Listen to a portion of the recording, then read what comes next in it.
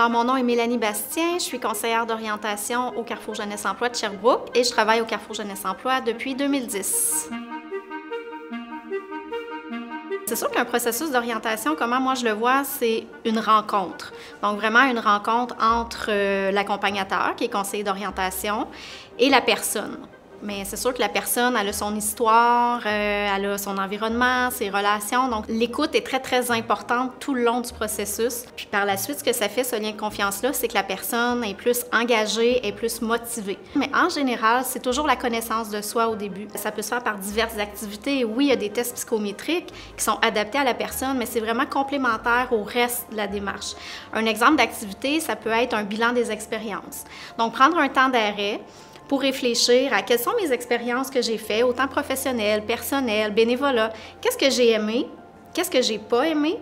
Puis finalement, dans ce que j'ai aimé, qu'est-ce que j'aimerais maintenir dans une future carrière? Qu'est-ce que j'aimerais mettre de côté aussi, que je ne veux plus revivre ça? Aussi, on regarde souvent les croyances. Donc souvent, les personnes ont des fausses croyances qu'on appelle des croyances limitatives. On en a tous. Ce qui ressort beaucoup, c'est les croyances reliées aux exigences élevées envers soi-même, puis des croyances aussi en lien avec l'échec. Par la suite, souvent, il y a la partie exploration des professions, des formations. Donc là, à ce moment-là, le conseiller d'orientation devient un peu plus un enseignant. Donc on enseigne, on accompagne la personne, on lui explique des choses, on l'aide. Et là, la personne, puisqu'elle se connaît un peu mieux, bien, elle peut faire un choix qui est éclairé selon ce qu'elle recherche. Et ce qui est très important pour aller valider le choix, c'est de pouvoir avoir l'opportunité d'aller sur le terrain.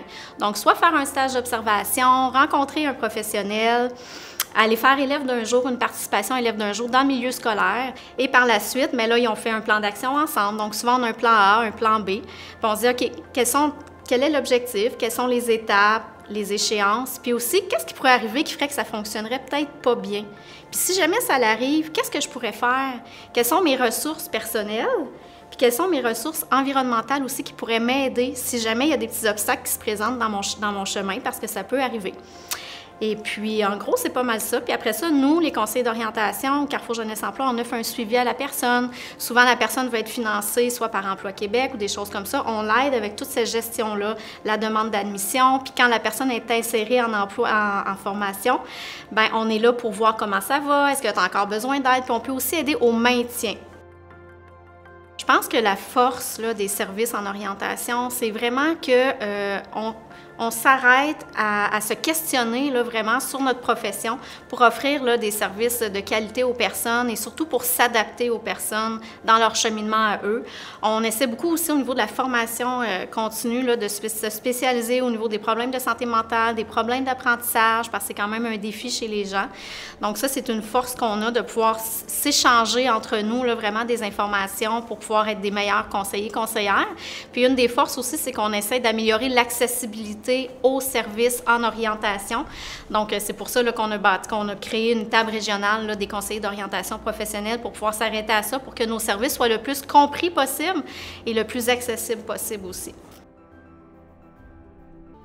Bien, moi, je dirais aux gens de ne pas hésiter parce que notre vie est importante.